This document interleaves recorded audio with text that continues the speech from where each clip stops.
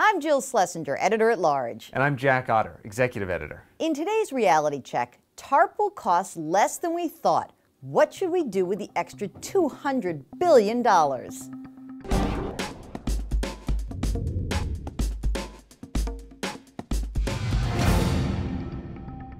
Jack, in late August, the government said TARP's going to cost $341 billion. Now they say $141 billion.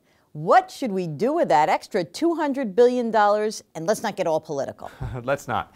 Let's use the personal bank account analogy. Say you are running a $1.5 trillion deficit in your household budget, and suddenly that was reduced to $1.3 trillion. Maybe let's make it $15,000 down to $13,000. What would you do with the money? Odds are you'd hang on to it because you're already running a deficit. You don't want to spend any more. You want to pay off those debts and get back to zero. So maybe the government should just think about banking that money. Well, a lot of people are saying that it's not exactly the same as a family financial situation. Most importantly, that we've got a really big issue with small businesses that are cut off from credit. I read a report that something like 52% of small business owners say that they are having a hard time with cash flow in the last 3 months. That's up from 44% a year ago. So maybe that TARP money should be diverted to help small businesses. What do you think of that? Well, you and I probably agree that when the government starts spending money, it often does so badly.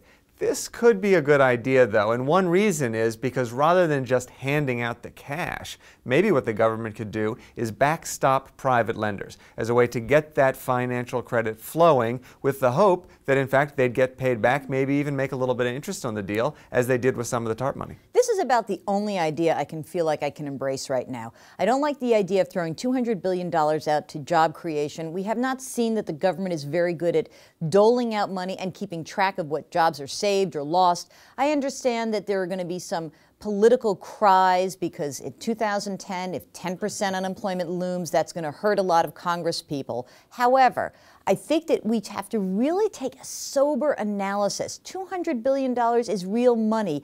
I feel like every time we have a really little teeny tiny bit of good news, they pounce on it, trying to just sort of make it go away fast. So what is the analysis that they need to take if they're really going to try to do a job creation plan?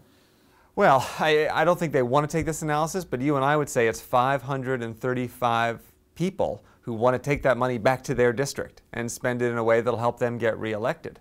And that's not cold, sober analysis, that's self-interest. So the best thing they could do is figure out a way to let the private sector allocate this money in a smart way, maybe keeping tabs on it to make sure that private sector people make mistakes too, so let's prevent that. All right, the only thing I'm pretty sure of is that this $200 billion is not going to go to Elin Woods, and that is your reality check.